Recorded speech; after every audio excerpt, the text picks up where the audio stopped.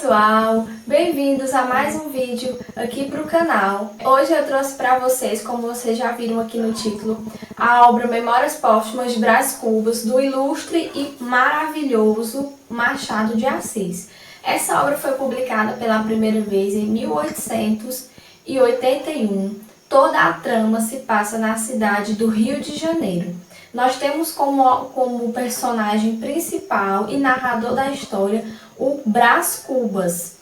Pessoal, essa obra aqui, ela tem um destaque muito grande porque ela é referência de inovação na literatura brasileira. Machado de Assis, que é um dos maiores escritores da nossa literatura, era uma pessoa extremamente genial, inteligente, que conseguia prender o leitor dentro das suas obras, que contava aquilo que era necessário dentro da sociedade. Por que Memórias Póstumas? Porque o Brás Cubas, ele conta a história da sua vida depois de morto. É o primeiro defunto autor da humanidade. Até então não existia nenhum personagem que contava a sua história depois de morto. Machado de Assis inovou trazendo o Brás Cubas. É isso mesmo, pessoal. Depois de morto, o Brás Cubas, ele resolve contar toda a sua história de vida, tudo aquilo que aconteceu. O interessante é que essa obra ela não é linear. Por quê que ela não é linear? Ela não tem uma ordem cronológica certa. Porque no início da história, o Brás conta um pouco sobre a sua morte. Ou seja, para ela ter uma ordem cronológica, precisaria que a obra iniciasse contando do nascimento, depois da infância, adolescência, vida adulta e assim sucessivamente, seguindo essa ordem. E vale ressaltar que essa obra ela é de cunho psicológico, extremamente realista. É a obra que inaugura o movimento realista no Brasil. Até então a gente só via obras de cunho romântico, idealizadores, traz a hipocrisia, a ganância, a vida de aparências. O próprio Brás Cubas, que é o personagem principal, aquele que conta a história, por isso que eu já quero até dizer para vocês que quando vocês forem ler essa obra, para não confiarem plenamente no Brás, porque se ele está contando a história, a gente não sabe, porque as outras pessoas não tiveram a oportunidade de dizer o ponto de vista delas, né? Os outros personagens, apenas o Brás que está ali falando mais, é aquele que narra a história, que conta a sua vida. E, mais uma vez, ressaltando, depois de morto, que ele resolve escrever a sua história. O Brás Cubas tem destaque por ser considerado o maior hipócrita da literatura brasileira. Ele é um personagem tipicamente burguês, ou seja, o Brás vem de família rica e não tem esforço algum para conseguir suas coisas, não conquista absolutamente nada com o suor do seu trabalho. Tudo que ele tem, ou a forma com que ele vive, é provida do dinheiro que a sua família tinha, de tudo que o seu pai conseguiu alcançar, mas não que ele buscou com o seu mérito próprio. E essa obra aqui é o marco inicial da trilogia machadiana. Nós temos 3 obras que são consideradas uma sequência. Primeiro, Memórias Póstumas de Brás Cubas, depois Quincas Borba e Dom Casmurro. Nós já temos vídeo aqui do Quincas Borbas e do Dom Casmurro. Se vocês quiserem assistir de acordo com a ordem da trilogia machadiana, vocês iniciam com Memórias Póstumas, depois Quincas Borba e por último Dom Casmurro, tá? Essa é a sequência. Eu comecei postando Dom Casmurro, Quincas Borba e estou terminando com Memórias Póstumas de Brás Cubas, mas fica a critério de vocês, essa é apenas a trilogia. Então, sem mais delongas, vamos iniciar contando um pouco da história para vocês. Como eu já havia dito, a história inicia contando um pouco da morte do Brás Cubas. Ele conta que está deitado, tem aproximadamente 11 amigos, apenas 11 amigos ali no quarto, ao redor dele. E ele diz que próximo à cama dele tem uma mulher sentada. Só que aqui no início da obra ele não diz quem é essa mulher, ele não informa o nome dela, se era uma parente dele. Então logo depois ele vai para a infância. A infância do Brás foi uma infância muito boa. O Brás Cubas, ele veio de uma família rica, o pai dele era dono de escravos, era dono de terra. Ele foi um menino privilegiado e, consequentemente, muito mimado. Com isso, ele se tornou uma criança muito travessa, um menino muito danado, muito terrível mesmo, no linguajar popular. Ele maltratava os escravos, tinha um escravo em específico chamado Prudêncio, que ele montava no Prudêncio como se fosse um cavalo e ficava andando com ele pela casa, batia nele mesmo como se fosse um cavalo. Ou seja, aí a gente já percebe que o Brás não tinha nenhum cuidado ou algum respeito pelos escravos. O pai dele sabia que ele era danado, que ele fazia essas travessuras, mas passava sempre a mão na cabeça dele, não importava com tudo isso. Achava que isso era brincadeira de menino e que depois ele iria mudar. Inclusive, dentro da obra, aqui o Brás Cubas, ele é conhecido como um menino diabo. E daí, desse termo, menino diabo, vocês já tiram que realmente o Brás era uma criança extremamente danada. E na escola, ele tinha um amigo chamado de Quincas Borba. Lembrando que o Quincas Borba faz parte da trilogia machadiana e logo depois a gente vai ter um livro chamado de Quincas Borba. Na adolescência de Brás Cubas, quando ele já começa a se envolver com algumas meninas, ele acaba conhecendo e se apaixonando por uma mulher mais velha do que ele, mais experiente do que ele, chamada de Marcela. A Marcela é uma prostituta. O Brás, muito inexperiente, se apaixona perdidamente por ela, acaba roubando o dinheiro do pai dele para comprar presentes para Marcela, rouba as joias da mãe dele para dar a Marcela. Ele fica tão cego por ela que ele não mede esforços para conseguir dinheiro e comprar presentes para Marcela. Quando o pai do Brás descobre que ele está gastando todo o dinheiro se envolvendo com uma prostituta, ele logo resolve enviar o Brás Cubas para estudar direito em Coimbra. Era o que acontecia naquela época. As famílias da alta sociedade enviavam seus filhos para estudar em Portugal. Quando o Brás toma conhecimento de que vai para Coimbra, ele fica triste, né? Porque ele estava muito envolvido por Marcela, muito apaixonado. Então ele queria que a Marcela fosse junto com ele, mas ela não vai. No início, lá em Coimbra, ele fica triste porque ele queria que a Marcela estivesse lá e ele ainda muito apaixonado por ela, inexperiente. Com o passar do tempo, ele acaba esquecendo a Marcela e vai viver a sua vida em Portugal, vai estudar Direito, só que o Brás, ele termina o curso de Direito praticamente do jeito que ele entrou. Ele, da mesma forma que ele era na infância, ele vai se tornando ao longo da vida dele uma pessoa volúvel, uma pessoa desinteressada. Ele conseguindo emprego ou não, ele se formando ou não, ele ia ter uma vida boa, convivendo com a alta sociedade. Então ele aprende o mínimo do curso, viaja pela Europa, até quando ele toma conhecimento de que a sua mãe está muito doente, prestes a morrer. E aí ele volta para o Rio de Janeiro, pouco tempo depois a mãe dele vem a óbito.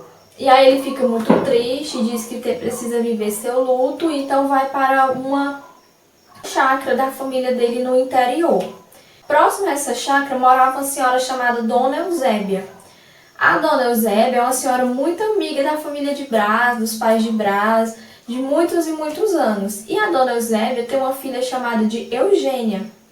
A Eugênia é uma moça jovem, muito bonita. O Brás até fica um pouco interessado assim, por ela. Mas ele pensa assim, eu não posso ficar noivo, eu não posso me casar com ela, porque ela é pobre, ela é de família pobre, não tem pai declarado. Nunca foi descoberto quem era o pai da Eugênia, né? Dizia-se que era uma pessoa casada, que a Dona Eusébia tinha tido um caso. Para o Brás era uma coisa assim muito complexa, ele não podia ali no meio daquela sociedade do Rio de Janeiro ser noivo e casar com uma menina pobre e que não tinha pai declarado. Mas mesmo assim ele continuou ali na brincadeira com a moça e Até quando ele descobre também que a moça era coxa, né? Ela tinha uma perna maior do que a outra. Então, isso para ele foi o ápice.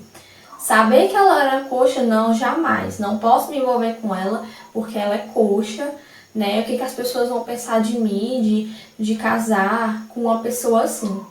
Daí a gente já tira, né, o caráter. Qual era o caráter do Brás Cubas, né? Um caráter completamente distorcido, corrompido. A gente consegue entender como é que era aquela sociedade. Uma sociedade burguesa que vivia de aparências. Não existia o amor, o respeito, o carinho pela pessoa, apenas existia a aparência. O que eles queriam? Que fosse uma mulher da alta sociedade, de família rica e, claro, muito bonita. Quando passou esse luto do Brás pela morte da sua mãe, ele voltou para a cidade do Rio de Janeiro, veio embora do interior e voltou.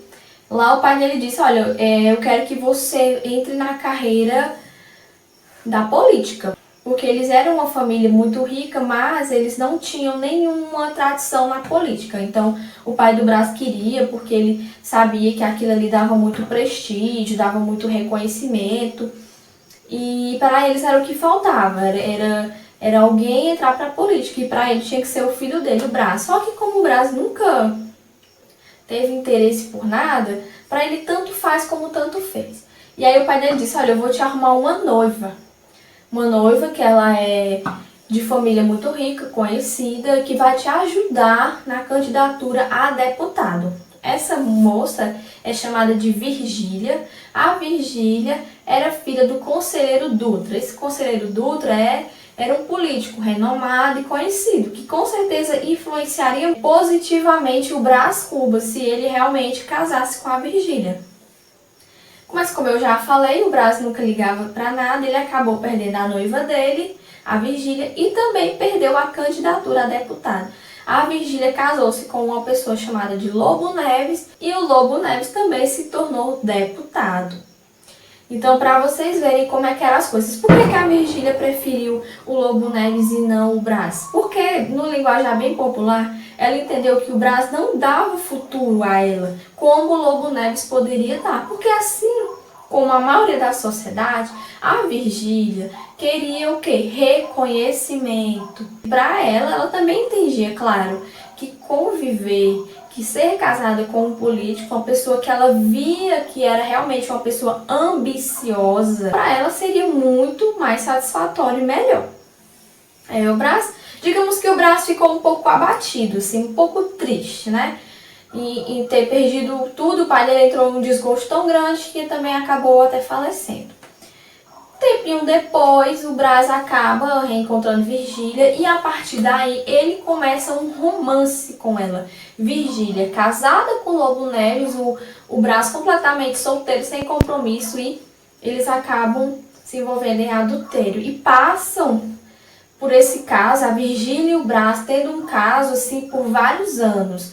Inclusive, para que o caso deles ficasse escondido e não fosse descoberto, para que eles pudessem se ver com mais segurança e tranquilidade, eles colocam uma senhora chamada Dona Plácida dentro de uma casa. A Dona Plácida era conhecida da família da Virgília, era uma senhora já de idade que não tinha para onde ir, então ela não tinha outra opção. Então a Dona Plácida ficou morando nessa casa.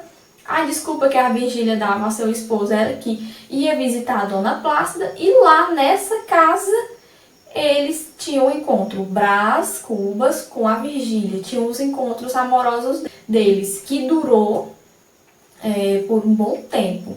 Até que começou a sair aquele burburinho de traição, de caso, de que eles estavam se envolvendo, porque eles tinham um caso, mas o Brás Cubas frequentava a casa da Virgília e era amigo do Lobo Neves.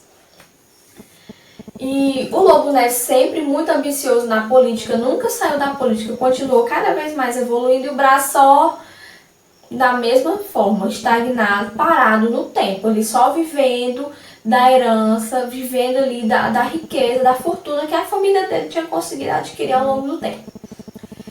Até que o Lobo Neves é transferido para outra província, e aí a Virgília até chama o Brás Cubas para ir com eles. Mas o Brás acaba não indo. A irmã do Brás, que é a Sabina, também já ouvindo falar de algum burburinho desse caso, desse envolvimento, ela procura de alguma forma arranjar alguma noiva para o Brás, para que ele possa criar jeito na vida, constituir família e acabar de vez com esse falatório, né, desse caso dele com Virgília. Então a Sabina, irmã do Brás Cubas, é casada com um homem chamado Coutrinho. O Coutrinho tem uma sobrinha chamada de Eulália. Eulália é uma jovem também muito bonita. O Brás, então, aceita, assim, se acostuma com a ideia de ficar noivo da Eulália e depois casar com ela. Eles começam a frequentar o teatro, a Eulália, a família dela começam a pensar no casamento, a organizar tudo, né, para que pudesse dar certo, para que finalmente o Brás conseguisse dar um jeito na vida dele, seguir a vida, seja na carreira política ou não, casando, tendo seus filhos. Mas vou parar por aqui no noivado dele, ninguém sabe se ele casou, se a Virgília voltou, se ele finalmente conseguiu entrar para a política. E lembrando que tudo isso, o Brás já beirava os seus 50 anos de idade e ainda não tinha tomado jeito na vida. Eu espero que vocês leiam a obra mesmo. Qual foi o final dessa vida do Brás, se ele casou ou não, se a Virgília voltou, se ele entrou para a política ou não, tá certo? Eu espero muito, muito que vocês gostem. Quando forem ler, prestem atenção, porque o Machado de Assis era muito esperto e inteligente, consegue enganar muito bem o leitor. Muito obrigada pela atenção de vocês até aqui. Espero que vocês gostem. Qualquer dúvida pode mandar para as redes sociais que estão aqui embaixo. E até o próximo vídeo.